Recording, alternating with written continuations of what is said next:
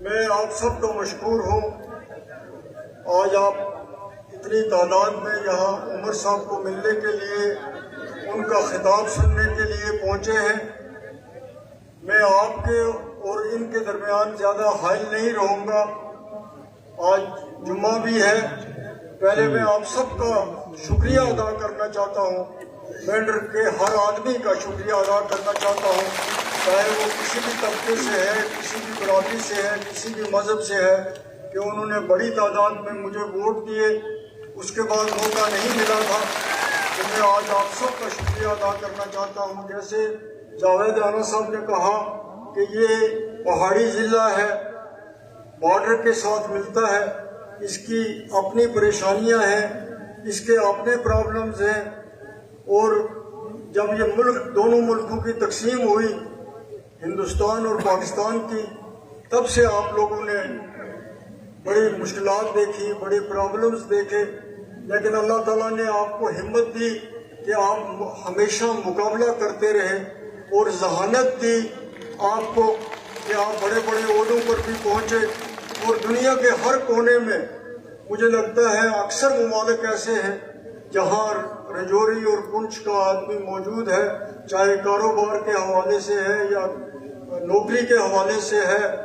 ख़ास तौर पे जो मुस्लिम ममालिक हैं, बड़ी तादाद में आप लोग यहाँ से जाते हैं। अल्लाह ताला ने आपके लिए वो एक कारोबार का, मजदूरी का, कमाई का जरिया बनाया है। लेकिन आप सबसे बड़ी बात यह है, मेरे कहने का मकसद ये है कि आप मेहनती लोग हैं, ज़हीन लोग हैं। खुदा आपकी इस मेहनत को, जहानत को कायम रखे। आपके प्रॉब्लम्स जो हैं,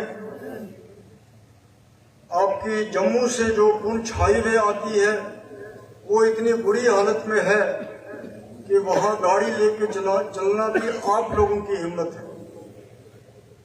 तो मुझे जब से आपने पार्लियामेंट में भेजा, मैं ज़्यादा तफसील में नहीं जाऊँगा, लेकिन जो मोटे मोटे प्रॉब्लम जो बहैसियत मेंबर पार्लियामेंट मेरे ज़िम्मे थे, मैंने वो उजागर किए भी हैं। और मेरा वादा है आपसे कि उस सिलसिले में मैं आपकी मदद करूँगा। आज इलेक्शन का टाइम है, उमर साहब यहाँ पे आए हैं। मुझे यकीन है इंशाअल्लाह ताला कि हमारी जमात को कामयाबी मिलेगी। हम इस वक्त लोग चाहते हैं, वो पिछले 10 साल से एक हुकूमत के बगैर है, और 10 साल के बाद ये इलेक्शन आज हो रहा है। इस इलेक्शन की अपनी अहमियत है, इस इलेक्शन पे सबकी नज़रें लगी हुई हैं।